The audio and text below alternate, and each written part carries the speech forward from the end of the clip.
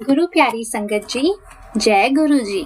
संगत जी, हम कई बार सोचते हैं कि अगर गुरु जी हमें कोई चीज देना चाहते हैं तो ऐसा हो जाए या वैसा हो जाए, या अगर हमें कोई चीज ब्लेस करनी है तो हमें मोर का पंख दिख जाए या हमें कुछ दिख जाए, ऐसे वो हमें इशारे कर दे। पर संगत जी, क्या गुरु जी के इशारों को समझ पाना इतना आसान है? संगत जी, गुरु जी के इशारे भी वही समझ सकता है जिसको वो खुद समझाना चाहते हैं, और यही बात हम आज के सत्संग में देखेंगे। ये सत्संग लिखा है योगिता वडेरा आंटी जी ने gurujimaharaj.com की वेबसाइट पर, और वो कहती हैं कि हम 2 कमरे के एक किराए के मकान में रहते थे जो मुझे पसंद नहीं था, लेकिन उन्होंने कभी अपने माता पिता से भी एक नहीं कहा, क्योंकि वो नहीं चाहती थी कि उनके पैसे ज्यादा खर्च हों और उनको असुविधा हो। लेकिन गुरुजी तो मन की बात जानते हैं। वो कहती हैं कि मेरे गुरुजी ने मेरी बात सुनी और जल्द ही मेरी माँ ने यह कह दिया था कि वो घर बदलना चाहती हैं, और उस समय पर मेरा भाई भी इसके खिलाफ था। लेकिन धीरे धीरे क्या हुआ कि घर में दीमक लग गई जो अलमारियों तक फैल गई, और कपड़े, जूते और अन्य चीजें भी घर की खराब होने लगी।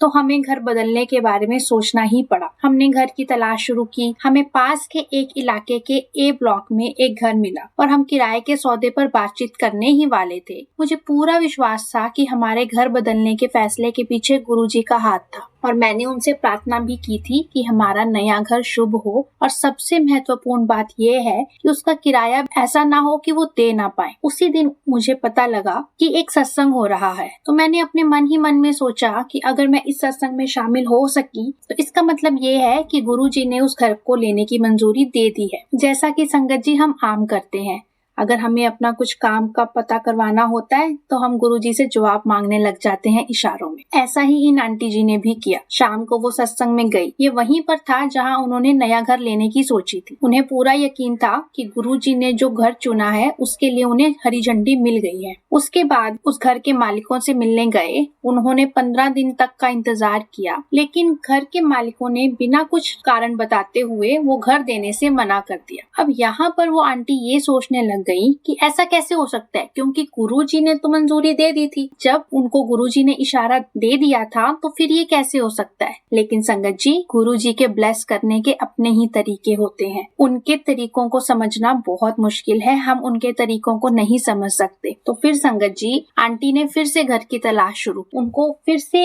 एक ब्लॉक में ही घर पसंद आया, लेकिन दोबारा से मकान मालिक आखिरी समय पर मुकर। इन घटनाओं से आंटी को ये पक्का पता लग गया कि उनका नया घर तो ए ब्लॉक में ही होगा। अब उन्होंने फिर से नया घर देखना शुरू किया। अब नौबत यहाँ तक आ चुकी थी कि उनका जो पुराना घर था, उनको उस घर के अंदर उनको अपने कपड़े बेड पर रखने पड़ते थे, क्योंकि अलमारियों में दीमक लग चुकी थी। लेकिन फिर भी आंटी ने अपना विश्वास नहीं खोया, और उनको ये पक्का विश्वास था कि गुरुजी उन्हें आशीर्वाद जरूर देंगे। उन्होंने अपने इस विश्वास के बारे में अपने घर पर कुछ नहीं कहा, लेकिन अपने मन में उन्होंने अपना विश्वास पक्का रखा। वो और जगह घर देखने लगे, पर कहीं पे कोई बात नहीं बनी। एक दिन उन आंटी की मौसी जी, जो उनके घर के पास के ही एक मोहल्ले में रहती थी, उन्होंने अपने घर पर गणेश विसर्जन की पूजा की थी। वहाँ पर काफी लोग उपस्थित थे। उनकी मौसी ने सिंपल ऐसे ही बोला कि हमें कोशिश करनी चाहिए कि हम एक ही मोहल्ले में रहें। जैसे ही वो लोग ये बात कर रहे थे, असली चमत्कार हो गया। गुरुजी ने अपनी मेहर की। वहाँ पर ही किसी और आंटी ने ये बात सुन ली। उन्होंने बताया कि वो अपना घर खाली कर रही हैं, जो किराए पर उपलब्ध होगा,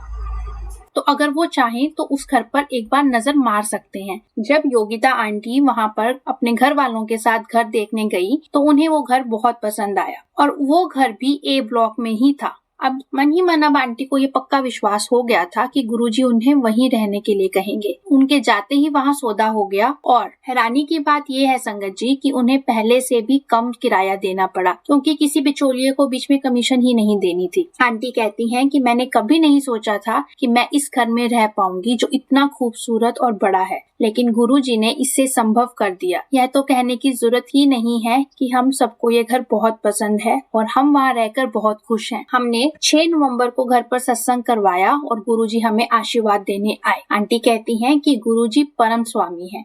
वे हमसे बात करते हैं और हर कदम पर हमारा मार्गदर्शन करते हैं। वो हमसे केवल हमारी अटूट आस्था और प्रेम चाहते हैं। वो चाहते हैं कि हम बेहतर इंसान बने, जरूरतमंदों की सेवा करें और हर दिन खुद को बेहतर बनाने का प्रयास करें। उनका मार्गदर्शन प्राप्त करें और देखें कि कैसे जीवन बदलता है और समृद्धि आती है। एक और बात आंटी को बहुत परेशान कर रही थी। वो सोचती थी कि गुरुजी जब अपनी फिजिकल फॉर्म में थे तो लोगों को कहते थे कल्याण हो, ऐसा आशीर्वाद देते थे और उनके जीवन में खुशियां आ जाती। आंटी सोचती थी कि वो अपनी फिजिकल फॉर्म में नहीं है तो वो ये बात कैसे कहेंगे, उनका कल्याण कैसे होगा, क्या उनका कल्याण हो ही नहीं पाएगा। ऐसा सोचते सोचते आंटी बड़े मंदिर जा रही थी और जब मंदिर से बाहर निकली तो एक भक्त आया और उन्होंने उनसे कहा कि आंटी आपको पता है आपका कल्याण कैसे होगा। फिर उसने आंटी को दिव्य प्रकाश दी और कहा कि इसके सभी सत्संग पढ़ें और दूसरों के साथ साझा करें। आंटी कहती हैं कि मेरी आंखों से आंसू आ गए। गुरुजी ने मेरी प्रार्थना सुन ली और उसका उत्तर दिया।